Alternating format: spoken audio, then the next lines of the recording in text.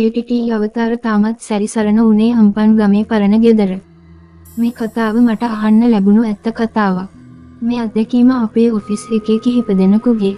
අපි ඩියුටි වලට ලංකාවේ හැම තැනකම වගේ යනවා. එහෙම යාපනය පැත්තේ ගිය ටීම් එකක් තමයි මේ සිද්ධියට මුහුණ දුන්නේ. එයාලගේ නයිට් අවුට් ස්ටේෂන් එක උනේ හම්පන් කියන ගමේ තිබුණ ටිකක් පරණ ගෙයක්. ඉතින් අපේ අයගේ අස් කරලා අපි ගෙනියන බඩු පිළිවෙලට තියලා වැඩ පටන් අරන් තියනවා. දවල් වැඩ කරලා හවසත් වැඩ ඉවර කරලා රැටක් කාලා එහෙම දැන් නිදියන වෙලාව. ඒත් හැමෝටම පොඩි අවුලක්. එළියෙන් ඇහෙනවලු බල්ලෝ ටිකක් පොරක කා මස් කටු කනවා. හැබැයි එළියට බහැලා බලපුවාම බල්ලෙක් පෙන්නවත් නෑලු. දැන් අපි අයත් ටිකක් අවුල් මොකක්ද මේ වෙන්නේ කියලා. ඔය අතර නිදාගෙන හිටිය කෙනෙක් කෑ ගහගෙන නැගිටලු.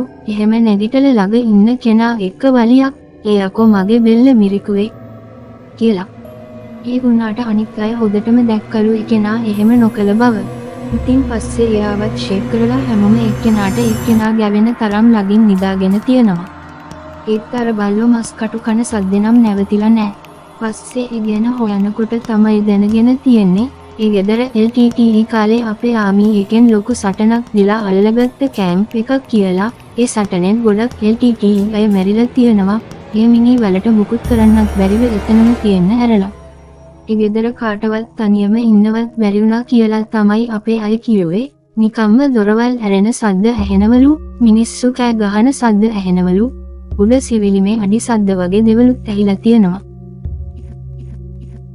තවත් මේ වගේ හොල්මන් කතා අහන්න අපේ YouTube channel එක subscribe කරන්න.